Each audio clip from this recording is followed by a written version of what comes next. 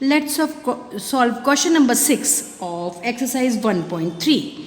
Or question number 6 is, a certain freezing process requires that room temperature be lowered from 40 degrees Celsius at the rate of 5 degrees Celsius every hour. मतलब room temperature जो था वो 40 degree Celsius था और हर घंटे हर our वो 5 degree Celsius कम हो रहा है. What will be the room temperature 10 hours after the process begins? अगर प्रोसेस तब जब से स्टार्ट होता है तो 10 घंटे के बाद में रूम टेम्परेचर कितना होगा, that we have to calculate. मतलब इस समय रूम टेम्परेचर 40 डिग्री सेल्सियस है और हर घंटे 5 डिग्री सेल्सियस डिक्रीज हो रहा है, तो 10 घंटे के बाद में रूम टेम्परेचर कितना होगा, that we have to calculate.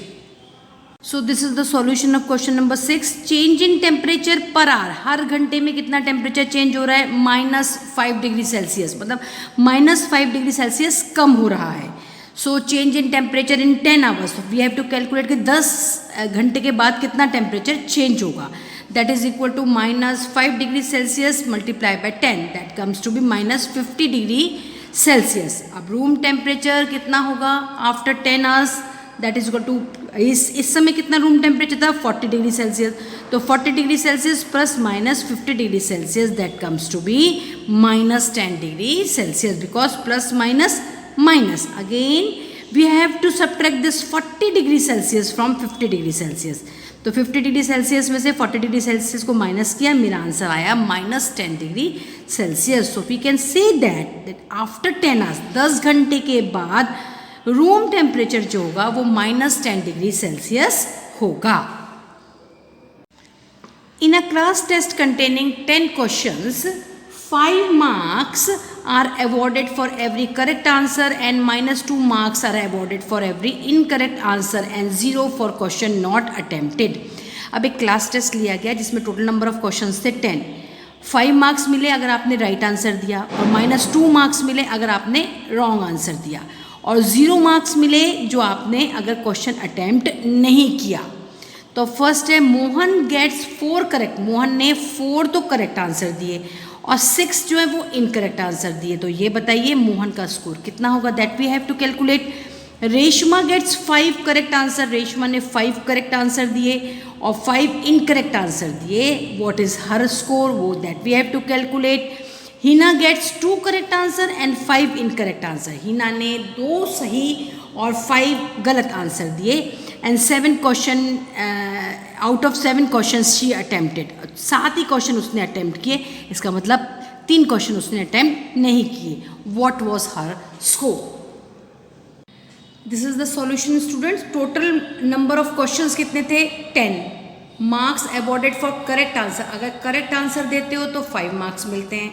Marks awarded for incorrect answer कितने थे -2, अगर गलत आंसर देते हो तो -2 मार्क्स मिलते हैं. And 0 marks for questions not attempted, और 0 मार्क्स उसको मिलेंगे जिसने क्वेश्चन अटेम्प्ट नहीं किया. अब फर्स्ट वाला है for 4 correct answer Mohan gets. अब मोहन ने 4 करेक्ट आंसर दिए, मतलब क्या हुआ, करेक्ट आंसर के कितने नंबर मिल रहे थे 5, तो 4 × 5 marks that is equal to 20 marks. 20 marks उसको किस लिए मिले, करेक्ट आंसर के लिए. And for 6 incorrect answers, 6 incorrect answers दिए उसने, तो मोहन गेट 6 × -2, क्योंकि इनकरेक्ट आंसर के लिए -2 मार्क्स मिल रहे हैं. तो 6 × -2 that is equal to -12, because 6 2 जा 12 plus minus. Again Mohan scored कितना, टोटल मोहन का स्कोर हुआ 20 plus -12, again plus minus -20 -12 that is equal to 8 marks. तो मतलब ये हुआ कि मोहन के 8 मार्क्स आए. अब रेशमा की बात करते हैं. फॉर रेशमा ने अब 5 करेक्ट आंसर्स दिए, तो Reshma scored 5 × 5 that is 25 marks, क्योंकि जैसे मैंने आपको बताया करेक्ट आंसर के 5 मार्क्स हैं.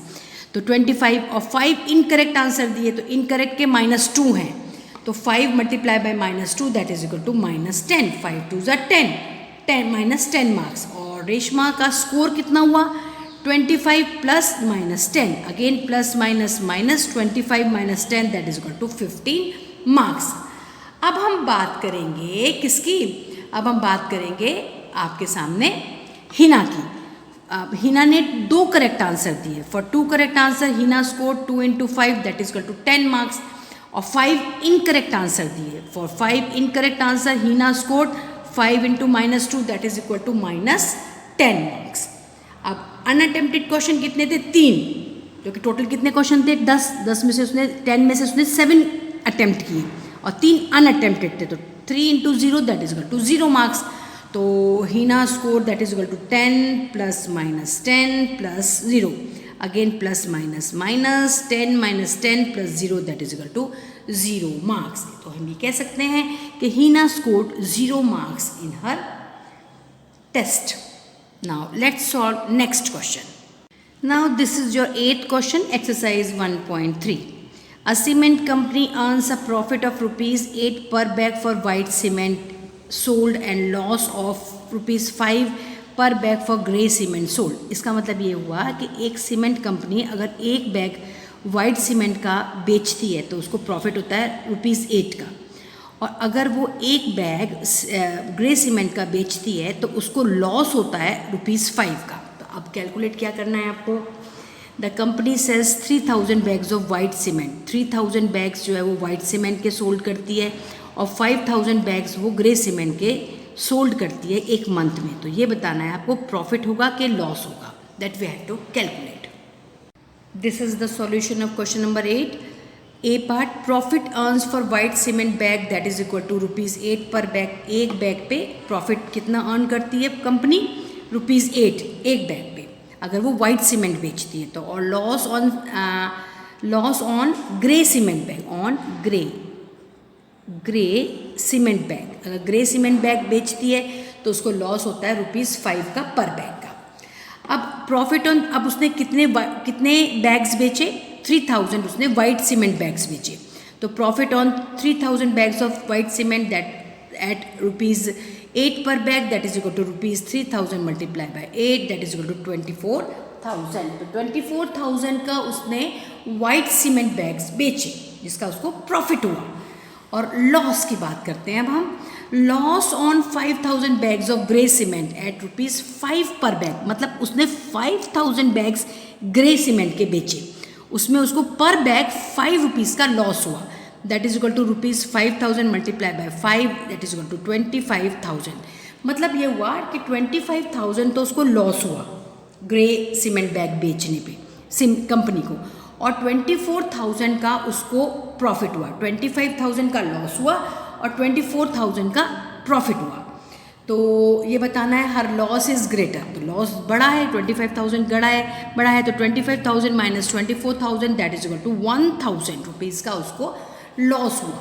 सो loss is ₹1,000. Students, part B of this question number 8, that is your homework. Now let's solve question number 9. You have to solve question number 9 in your textbook only. No need to write in your notebook. This is your 9th question. Replace the blanks with an integer to make it a true statement. अब आपको you have to fill the blank. अब -3 को मैं किससे multiply करूँ कि मेरा +27 आ जाए. तो 3 9s are 27, 9s are again minus में करूँगी तभी तो आएगा प्लस में. Minus minus plus. तो 3 is multiply by -9, my answer will be 27. 5 को मैं किससे मल्टीप्लाई करूँ कि मेरा आंसर -35 आ जाए. तो 5 7s are 35, 7s are -30 because plus minus minus. Again which number is been multiplied by -8 so that I will get 56. 8 8s are 64. No, 8 7s are 56. So 7 times. It should be 7 times. 7 8s are 56. Again plus minus minus. Now again this question that you have to do it yourself. -12 को मैं किससे multiply करूँ कि मेरा answer +132 आ जाए. So student, this is the end of exercise 1.3. We will start next exercise tomorrow. Up till then, goodbye, thank you and have a nice day.